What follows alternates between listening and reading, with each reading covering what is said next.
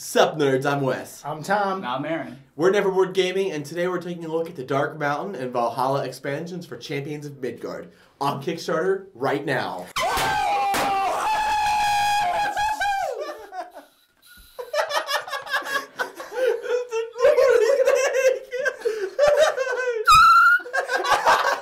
Was that too much? No, it was great. That was fantastic. It was cool. Great.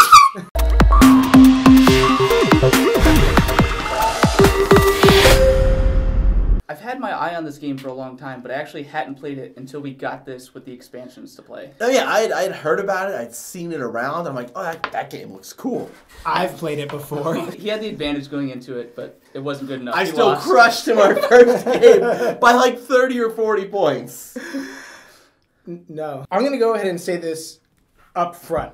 So we haven't actually done a review of Champions of Midgard yet. Obviously, since I've obviously been the only one who played it. You guys just played it today. But we actually argued because I mean we when we get games we usually try and figure out who's going to get the game amongst the three of us. This game we actually going okay well. All three of us really need to own this game. So we're going to put in for 2 more copies and just split it amongst the 3 of us. Because, like, we each own a copy of Pandemic. We each own a copy of King of Tokyo. Dead of Winter.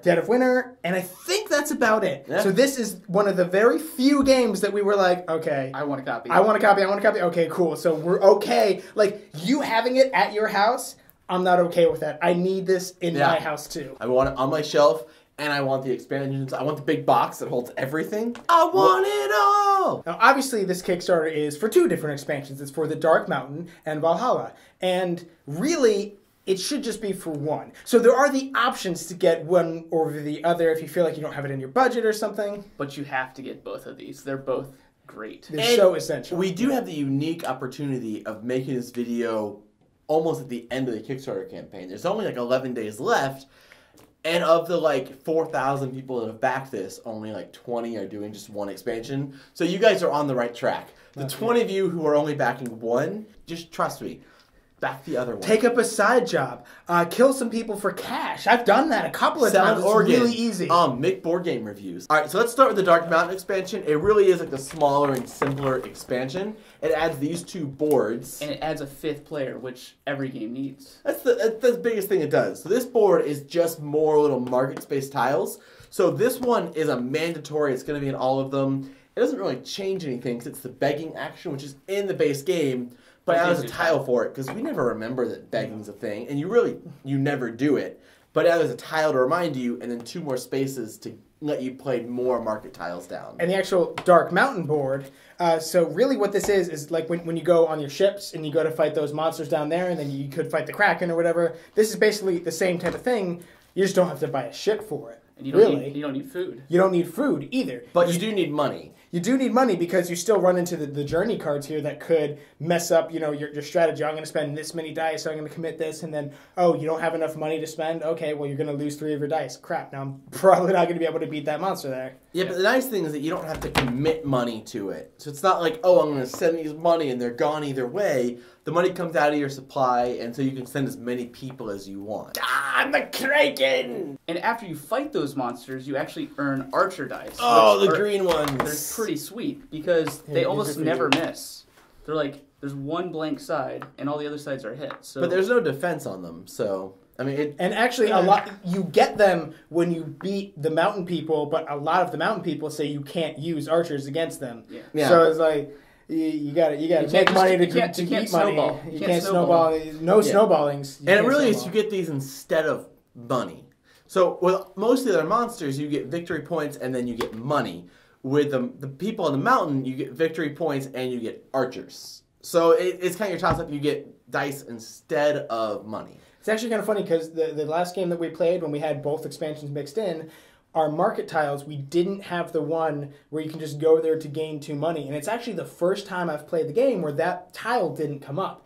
And it really felt like money was an extremely difficult resource. There was no economy in the game. Yeah, we were super starving the whole time. Like, for most of the game, I was just like, ah, where's that? Now, Valhalla, on the other hand, is extremely different. Now, one could argue that the Dark Mountain is kind of more of the same. Now, not to say that it's just, the exact same game with just more cards, but it doesn't like change 100% your goals during the game. It doesn't change too much of your gameplay. It just gives you a lot more options that you're still kind of familiar with. Valhalla, on the other hand, really makes certain decisions that during the base game you kind of barely even thought about, and makes them really important. Most importantly, the people that you kill, really. Yeah, because in the base game, I was just like, oh, I'll just kill the white guys because they always don't hit the as white hard. guys. Yeah, but in this game, you're like, okay, if I kill off a white guy now, I'm going to be able to buy this boon. This thing's going to help me so much. And in addition to that, it's not just who you're going to kill off, but who do you want to recruit? Because in the base game, you kind of you want the best guys. You want a lot of the blacks because they're heavy hitters, and a couple of the reds because they have the best chance of defending. But in this game, you don't necessarily want to just get a bunch of one color die, because the epic monsters at the top that you need a certain number of deceased die to claim them. So you're like, oh, well, I need one of each color, or I need a lot of whites to get that guy. So it's going to affect a lot of the decisions you make in the game as far as who you recruit, who you send to fight certain battles, and who you let die. And I think a good point you just made there is it affects a lot of decisions that you're going to make kind of later on in the game. You're kind of like doing a lot of long-term planning in the die that you're recruiting and the die that you're sending out there, hoping that these ones are going to die. And I remember when we were talking about this game initially, when we played the base game, we were like comparing it to Lords of Waterdeep, and we were saying like, well, Lords of Waterdeep, you spend a lot of time like, oh, I'm going to get this quest and hope that I can complete it in the next few rounds, whereas in this game it's a bit more immediate. It's a bit more like, well, I think I'm going to fight this guy, I want to try and beat him this round, so I want to make sure I have the dice. This expansion really does change it so that way you are thinking several turns ahead. Yeah. It took me the entire game to collect enough dead guys to get that epic monster.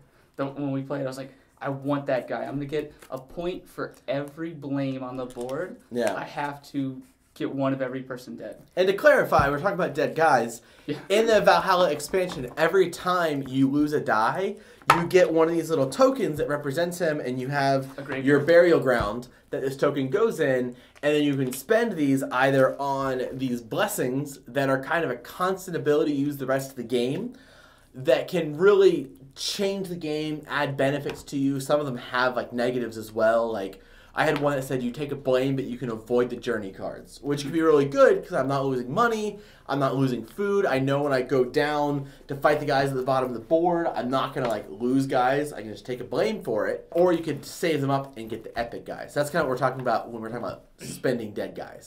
Yeah, because the dice that you lose in battle now become a currency. Absolutely. They become an additional resource. But again, it's specifically for these things, so it doesn't change what you need to do for the rest of the game, because you still need to get money, you still need to get food and wood if you want to do those other actions. You're still trying to gather dice to go fight things. You still need to get the sets. Like, everything else remains constant, and then there's this additional thing that is somewhat influencing your decisions during the main actions of the game, but like you can't ignore those main actions of the game, so it really does throw a huge wrench in it, I think. If you really only have it in your budget to get one, and that's totally cool, which one should you get? Which one would we get? So if you could only get one, which one would you get? Dark Mountain or Valhalla? Ready? On 3. 1, 2, 3. Dark Mountain!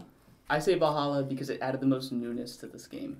The mountains was cool because you're fighting new monsters, but getting rewards for dying was one of the coolest things. I really like that about Blood Rage because you could die and get glory for it, and in this game it's the same.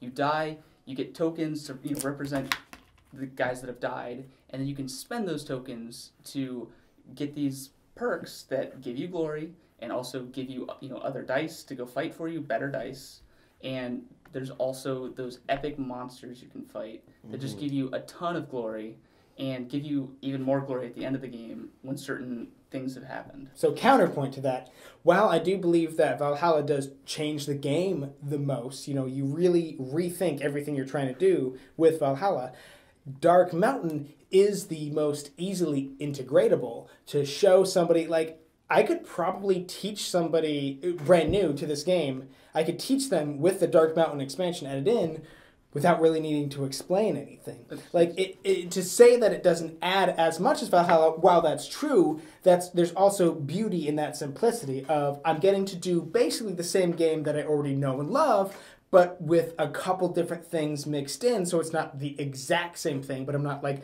brain burning to try and figure out what is essentially now a whole new game. I would agree. I said Dark Mountain because, again, I really like going over here and having all new monsters to fight, all new quests to do. I liked the little journeying to spend money, and I appreciated how that, again, it added to the game without really changing the game. Guys, you know what we didn't mention yet?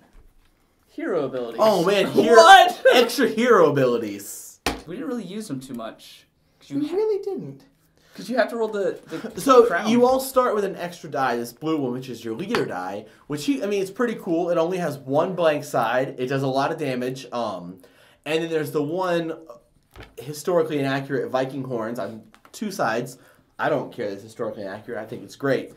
But it lets you access your special ability, which are kind of, I wouldn't say game-changing. They're all pretty powerful. And it does start the game running because you start the game with 2 dice. Yep. So instead of starting the game with 1 dice, and obviously you need to get more before you can go fight anything, you can fight a troll with 2 dice. Yeah, you can fight. So it is nice starting with a white and a blue because you could theoretically kill a troll. Like, okay, it's a 1/1 troll. You lose that one, you still have this dice. You beat a troll. Even though I said that I like Valhalla the most, I still feel like you need both these expansions. Absolutely. To get the best value out of this game. When you do that, you get 5 players to the board, you get this new mechanic of dying and resurrecting and getting all these awesome abilities, and it's just great. I had a lot of fun playing with 1 expansion, but playing with 2 was just way better. So I completely agree. Comparing it back to Lords of Waterdeep again, it has the 2 expansions, the Skullport and the Undermountain. I never picked just one. Like, yeah, you could just pick Undermountain to add the 5th player, or just pick Skullport just to add the corruption, to add another mechanic to the game. Mm-hmm. But I want to add both every time. I don't think that anything in this game or that game adds enough to justify just adding one. And we played with your girlfriend, and we threw her in as her first time playing the game. She'd watched a couple playthroughs, but the base game, both expansions, she did fine.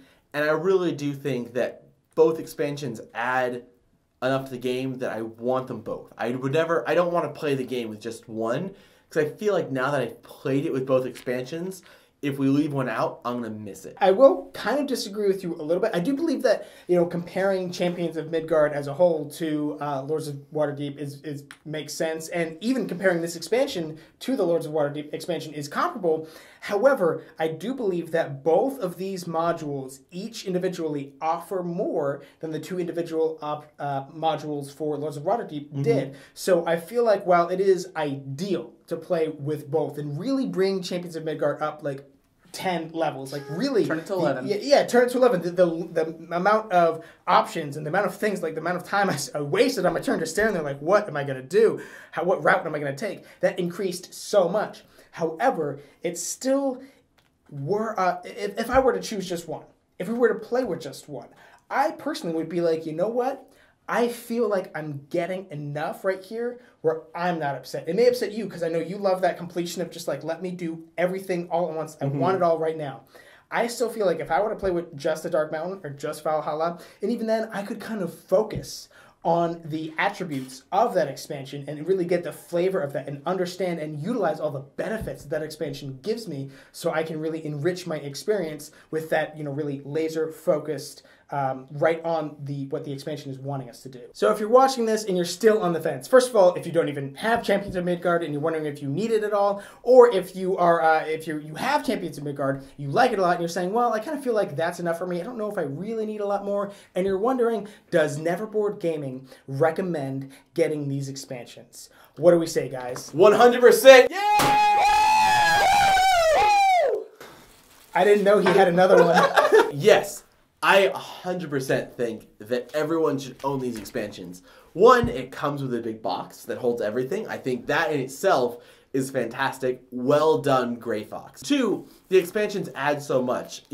Whether you're someone who thinks that you need to have everything in one game, just make it huge and, just add more to the game, it has that. If you just want to add little bits here and there, it has that too.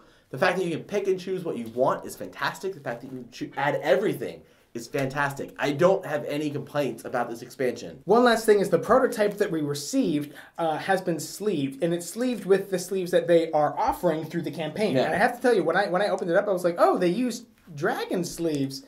Oh, okay, that's really nice. And then they told us, they said, no, those are the sleeves that they were offering in the campaign. I was like, oh, hot I dang. was very impressed. I'd say they're probably a little bit stiffer than FFGs, which is what we used to use a lot, and they're roughly the same size of Ultra Pros. Yeah, very comparable to Ultra Pro, I'd say. So it's a fantastic deal. You get a lot of sleeves for the price. Yeah, if you're on the fence about that and you sleeve your games, I would recommend these sleeves. Aaron's seal of approval. But all joking aside, I really like this game. I can't believe I didn't get it before. I'm totally backing it right now for everything. The whole kit and caboodle, I need it all. This is a great game. Thanks, Gray Fox, for making such a great game. If you guys have any other questions about the expansions, go ahead and put them in the comment box down below on YouTube. We'll do our best to answer them. We don't have a lot of the promos and the stretch goals, but we did get to play with the expansions. They were great. We'll help you out if you have any other questions about them. If you're watching this video on YouTube, you can go ahead and click the eye that Aaron's holding over there, and that'll take you to the Kickstarter page. If you are watching this on Kickstarter, well, duh. And I'm back like an it. idiot right now. Everything. And if you laughed even once this video, subscribe to our channel, and you'll never be bored. Yeah! When I get all these tokens, I'm like, party in Valhalla!